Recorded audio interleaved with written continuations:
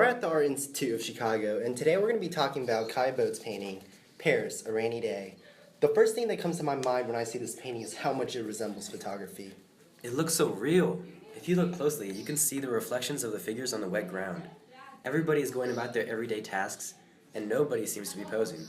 The painting looks like a snapshot, as if a photographer casually took this picture of Paris on a regular day.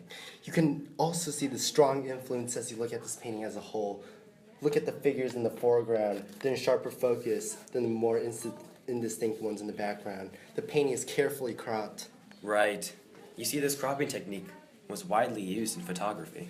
The lamppost precisely divides the painting in half. And if you look at the far right corner, the man seems to be cut off. This is very unusual for painting.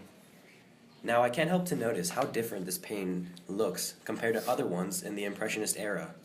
If you look at the works by Monet, like Haystacks or Rouen Cathedral, you see this highly visible and loose brushwork.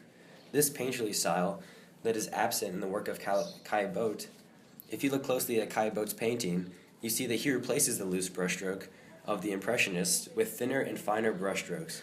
Right, and that's why you actually see solid forms with Caillebotte's style. Look at the monumental buildings in the background. The distinct faces, the lines that clearly define the subjects. Everything's so precise. If you were to look close enough at the store in the background, it reads pharmacy.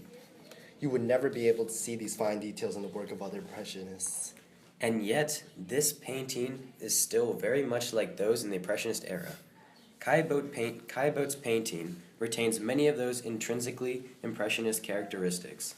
Impressionist work shows an enormous amount of interest in light and shadow.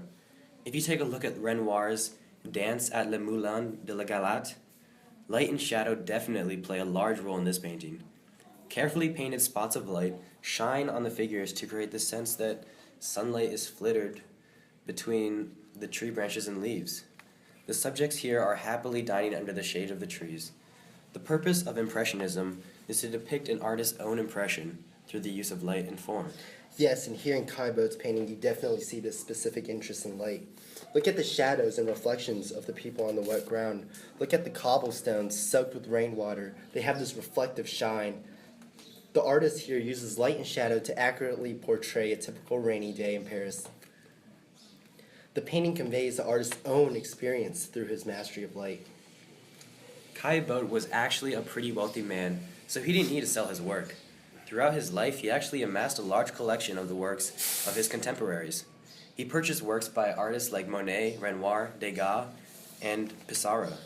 And what makes Caillebotte so great is that he didn't just copy the style of the art he purchased. Rather, he developed his own unique style, all while retaining the Impressionist spirit. When he died, he left his collection to the French government, and today we see his works preserved in museums all around the world.